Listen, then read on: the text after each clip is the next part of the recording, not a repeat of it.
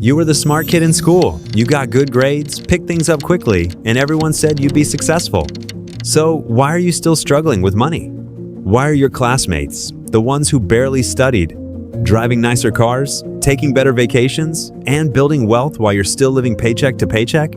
It doesn't make sense. You're intelligent, you work hard, you understand complex ideas, and yet, the money just isn't there. Here's the uncomfortable truth. Being smart might actually be keeping you poor. And in the next few minutes, I'm going to show you exactly why this happens, and more importantly, how to fix it. Let's start with something most people don't realize. Intelligence and wealth are not connected the way we think they are. Studies show that beyond a certain IQ threshold, around 120, there's almost no correlation between intelligence and income. In fact, researchers have found that people with average intelligence often out-earn those with high IQs. Why? Because the skills that make you smart in school are completely different from the skills that make you wealthy in life. Think about what got rewarded when you were growing up. Getting the right answer, following the rules, avoiding mistakes, being cautious and careful, thinking things through completely before acting. These are all good traits. But here's the problem, none of them create wealth. Wealth comes from the opposite, taking calculated risks, breaking conventional rules, trying things and failing fast, acting before you have all the information, learning by doing, not just by thinking. And if you built your entire identity around being the smart kid, you probably learned to avoid all of those things. Because when you're praised for being smart, failure becomes terrifying. So let's talk about the 3 specific ways intelligence keeps people poor. Trap 1. Analysis paralysis. Smart people overthink everything.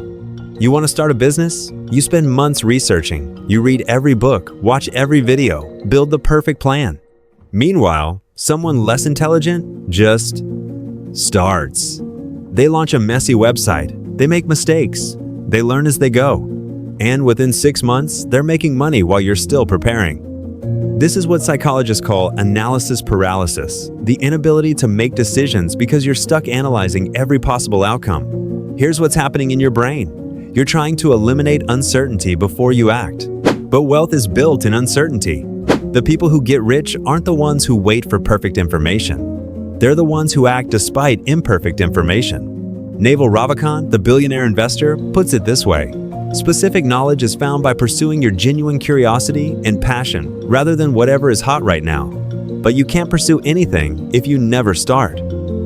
Trap 2. The salary mindset. Smart people tend to get good jobs. You do well in school, you get into a good university, you land a decent corporate job, and suddenly you're making $60,000, $80,000, maybe even $100,000 a year. That feels like success. It feels safe. But here's the trap. Trading time for money has a ceiling. No matter how smart you are, there are only 24 hours in a day. If you're getting paid for your time, your income is capped. Meanwhile, the people building wealth aren't selling their time, they're building systems. They're creating businesses that run without them. They're investing in assets that generate passive income. They're building equity, not just earning paychecks. And the smartest people often stay stuck in high-paying jobs because the salary feels too good to leave. It's what Robert Kiyosaki calls the rat race in Rich Dad Poor Dad. You make more money, so you buy a bigger house, a nicer car, and now you need that salary even more. You become a prisoner of your own success. Trap 3. Risk aversion. This is the big one. Smart people are really good at seeing what could go wrong. You think about starting a business, and your brain immediately lists 47 reasons why it could fail. You think about investing, and you imagine losing everything. You think about negotiating your salary, and you worry they'll think you're greedy. So you stay safe, you avoid risk, you protect what you have. But here's the brutal truth. Wealth requires risk. Not reckless risk, not gambling, but calculated, intelligent risk. And the smartest people often refuse to take it because they can see the downside too clearly. Meanwhile, people with average intelligence take action. They try things. Some fail, some succeed. But they learn, they adapt, and eventually they build wealth.